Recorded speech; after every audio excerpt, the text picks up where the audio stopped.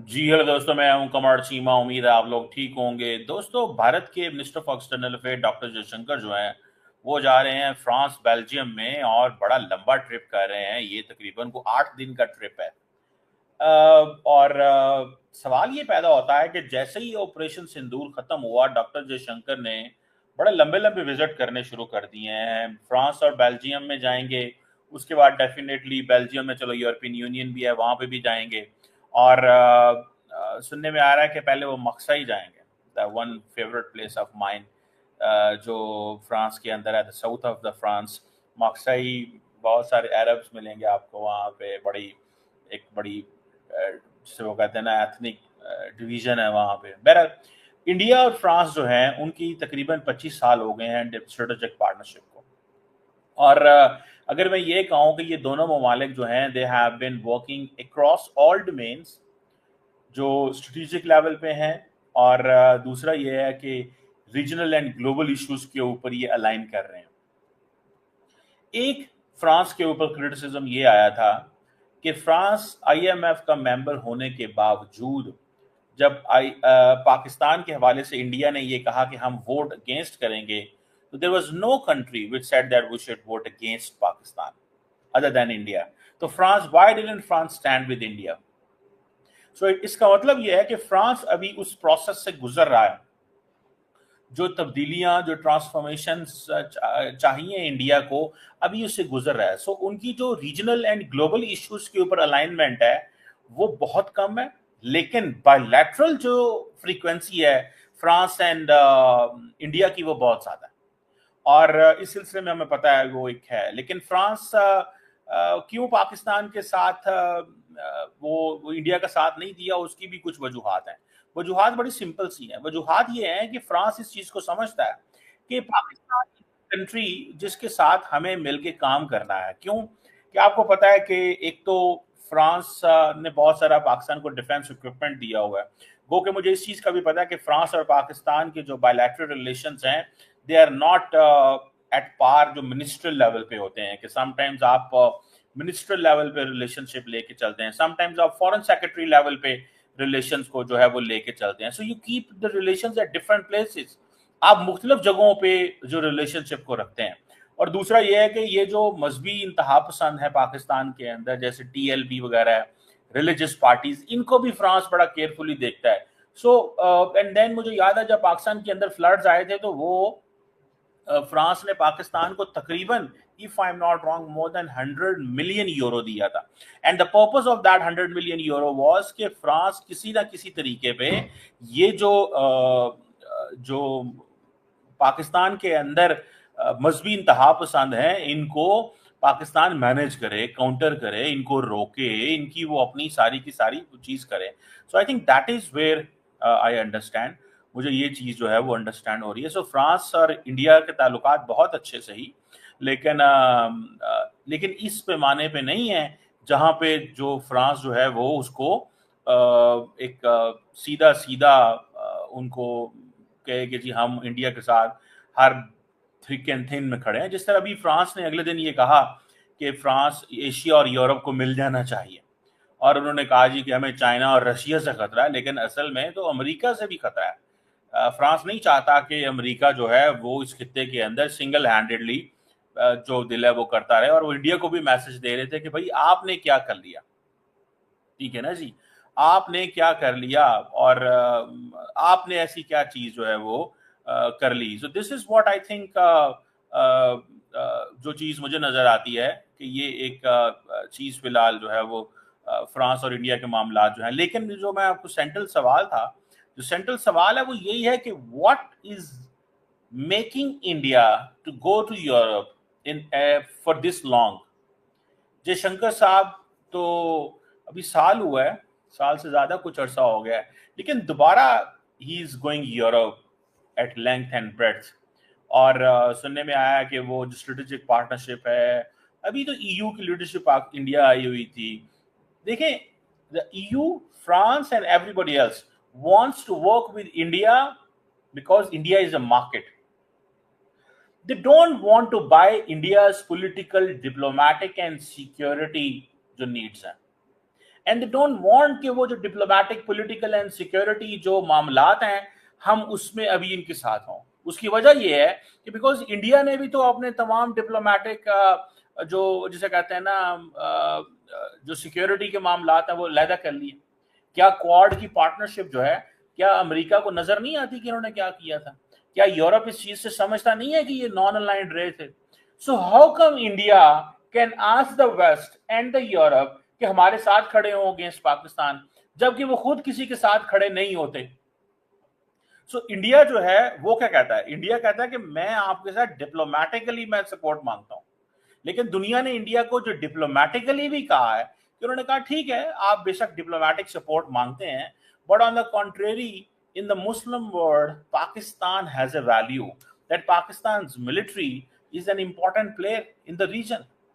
और पाकिस्तान एक important player है खिते के अंदर इस सेंस में कि उनको पता है कि ये मेक एंड ब्रेक फैक्टर रहता है बहुत सारी चीजों पे। And then much of the European Union की जो पॉलिसी होती है एंड स्ट्रैटेजी आती है एंड जो उनका जो इंटरनेशनल वर्ल्ड व्यू आता है, दे लुक यूनाइटेड स्टेट्स, वो अमेरिका को देखते हैं वो क्या कर रहा है।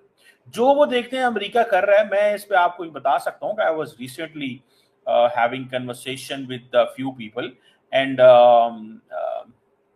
it was a group of the western officials and one of the person asked me this question। बड़ी मैं आपको इंटरेस्टिंग बात बताने लगा। One of the group person asked me this question, this is before Pahalgam, about 2 months back, तीन months back ये एक situation मुझे ये सामना करना पड़ा। उन्होंने कहा how do you see the changing, do you see the US Pakistan changing relations under the Trump administration? And मेरा व्यू ये था कि 50-50 है, because Trump is an eccentric personality, he can move this way, he can move that way. जैसे Indians को थोड़ा सा आजकल गुस्सा आया हुआ है कि यार ये इन्होंने ट्रम्प ने हमारे साथ किया क्या। So Pakistan is also looking that. लेकिन वो मुझे क्यों पूछा गया है यूरोपियन ऑफिशियल की तरफ से, because he understood this thing.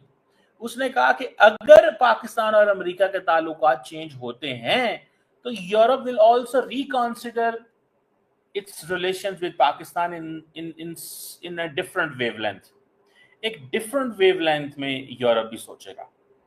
So and particularly that was not a very mainstream European country, but yes it was an important European country in conversation with the United States these days on so many areas। So मुझे ऐसा लगता है कि ये चीज जो है Europe जो है वो इस सेंस भी देखता है। So इंडिया बेसिकली दोबारा जा रहा है एंड वो क्या कह रहा है, वो यही कह रहा है कि भाई मेरे लिए बनना बने, आप प्रीचर ना बने। ये जस्ट थोड़ा सा सुने डॉक्टर जयशंकर क्या कह रहे हैं। Amir, we look for partners, we don't look for preachers, particularly preachers who don't practice at home what they preach abroad. And I think some of Europe is still struggling with that problem. Some of it is changing. So the issue for us, I mean, in many ways, Europe, I think, has entered a certain zone of reality check. Now, whether they are able to step up to it or not, it's something we will have to see. समझ रहे हैं वो क्या कह रहे हैं? देखिए चार चीजें उन्होंने कही। उन्होंने कहा जी यूरोप का जो है ना हमें प्रीच ना करें जब आप घर में प्रैक्टिस नहीं करते। वो किन एरियाज की बात कर रहे हैं doctor Jaishankar? He is basically asking Europe कि किन एरियाज की बात कर रहे हैं डॉक्टर जयशंकर। डॉक्टर जयशंकर कह रहे हैं कि भाई साहब आप बेसिकली ये करें कि आप जो प्रीचिंग कर रहे हैं, ठीक है, democracy, human rights, so on and so fourth, ये घर में ना करें आप, ये घर में तो आप कर नहीं रहे। उसने कहा कौन सी ह्यूमन राइट्स की बात आप कर रहे हैं? क्या मिडिल ईस्ट में जो हो रहा है वो हो रहा है? क्या घर में आप सिक्योरिटी स्टेट नहीं है when you have to be a security state? Even this question of France, even जिसमें मरीन ले पेन जो है उसको टाइट किया गया है, तो कहा जा रहा है कि ये बेसिकली वहां का जो डीप स्टेट का ऑपरेटर्स है उन्होंने उसको टाइट किया। ठीक है, इसी तरह यूरोप के अंदर देखें कि वो क्या कह रहे हैं। जैसे फॉर एग्जांपल तेल लेने की बात है, डॉक्टर जयशंकर उसको भी रेफर कर रहे हैं कि आप तेल तो लेते हैं रशिया से और हमें कहते हैं कि क्यों नहीं लेते। ठीक है, आप हमारे यहाँ पे मिशंस भेजती हैं और लोगों को कहते हैं कि जाओ इंडिया की डेमोक्रेसी जाके देख के आओ, तो आप हमें किस मुंह से ये कह सकते हैं भैया? You are getting my point? तो वो आप हमें कैसे ये कह सकते हैं? ये आपने ये सोचा भी कैसे? समझ रही है आपको बात? सो मुझे ये लगता है कि ये चीज है। सो दूसरा ये है कि उसने कहा कुछ यूरोपियन यूनियन जो है वो बदल गई है, मतलब कुछ ममालिक ऐसे हैं जो चेंज हो गए हैं, जो हमें हमें अब टफ टाइम नहीं देते। उनमें शायद is talking of France as well, कि दोस्त है हमारा, इंटरनल हमारे मामलात में पोक इन नहीं करता। जर्मनी स्टिल करता है। यूरोपियन यूनियन जो है as a whole still India के अंदर पोक इन करते हैं कि भाई ये क्या हो रहा है, मुसलमानों के साथ क्या हो रहा है, रिलीजियस फ्रीडम की क्या पोजीशन है, इंडिया का मीडिया किस तरह चल रहा है, ह्यूमन राइट्स की क्या पोजीशन है, अंडर डेवलप्ड है, दिस दैट, बहुत सारी बातें जो हैं वो कर रहे हैं। सो ये वो कह रहे हैं कि बेसिकली ये रियलिटी चेक जो है वो आ चुका है, और इस रियलिटी चेक में हम उनके साथ उनको बता रहे हैं कि आप कहां पे खड़े हैं। So you are not where you should be, आप वहां पे नहीं है जहां पे आपको होना चाहिए। सो मुझे ये लगता है कि ये एक चीज जो है वो मैं एक एक चीज फोरकास्ट कर रहा हूं, मैं इस चीज को स्टडी कर रहा हूं, मैं देख रहा हूं कि मुझे ऐसे लगता है कि ये एक चीज या एक फैक्टर जो है ये फिलहाल हमारे सामने आ रहा है। अब देखते हैं कि जयशंकर साहब वहां पे क्या करते हैं। एक तो यूरोपियन यूनियन से मिलेंगे, इंडिया बेल्जियम जो है उसके ताल्लुकात को देखेंगे। अभी हाल ही में आपको पता है बेल्जियम की प्रिंसेस आई हुई थी इंडिया के अंदर, वो डेलीगेशन को लीड कर रही थी, बेल्जियम की princess, if you remember, India के अंदर में हालांकि कुछ महीने पहले। और उसकी वजह यह है कि वो जाएंगे तो वो सारी बात है उन प्रिंसेस से भी मिलेंगे। और दूसरा वही क्लीन एनर्जी, फार्मास्यूटिकल, ये वो डायमंड्स, क्योंकि जर्मनी के साथ इनका डायमंड्स का है। वो जर्मनी का कौन सा शहर है, Ostend, yes Ostend I think. I have been to that place, बड़ा खूबसूरत जगह है। इवन के गर्मियों में भी बड़ा ठंडा बीच होता है इसका, ओस्टेंड का। तो so this is something that is there. So मुझे ऐसे लगता है कि ये चीज़ें जो हैं वो हमें बताती हैं कि इंडिया जो है वो एक यूरोप को दोबारा विजिट कर रहा है कि भैया तुम जो है ना छोड़ दो ये पाकिस्तान वाली बात, हमारे साथ खड़े हो, पाकिस्तान से पीछे हटो, और हमारा आपका जो ताल्लुक है वो हमारे साथ, हमें प्रीचिंग मत करो, हमें कुछ इस तरह ना करो, हमारे साथ कंप्लीटली एक ताकत बन के खड़े हो।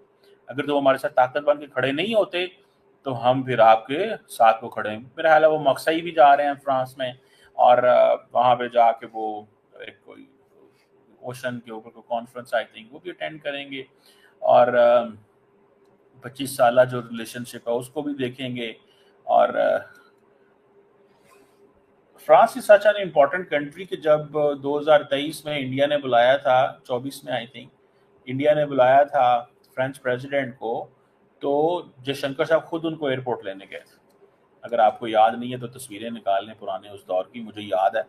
मैं क्योंकि इंडिया को, आई एम अ कीन वॉचर ऑफ इंडिया, जानने की कोशिश करता रहता हूँ वहाँ पे क्या हो रहा है, किस तरह की ट्रांसफॉर्मेशन आ रही है, particularly in the foreign policy domain के अंदर हमें थोड़ी बहुत समझ आती रहती है। सो देखते हैं how things unfold, but that's important significant development जो इंडिया जो है वो कह रहा है कि कुछ यूरोपियन मुल्क बदल गए हैं, कुछ जो है वो स्टिल बदल रहे हैं।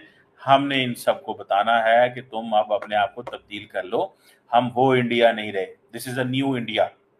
सो वो जयशंकर साहब, वो न्यू इंडिया, वो दुनिया कहती है ठीक है हम आपके साथ, हम आपको मान लेते हैं you are new India, but keep this in mind brother कि you may be the new India, but when you do not support any country politically, security में, तो how come you expect us कि हम जो है ना वो करें उसको, हम उसको कैसे करें जब आप जो है वो नहीं करते? ठीक है जी, वो किस तरह करेंगे? सो this is something I think एक सिग्निफिकेंट चीज है। लेट्स सी कि क्या इंडिया भी अपनी पॉलिसी बदलेगा, इंडिया भी अपनी फॉरेन पॉलिसी को इंगेज करने जा रहा है, इंडिया भी अपने आप को वो बदलेगा इस सेंस में, या क्या होगा? It's a big question, very big question. Let's keep watching this.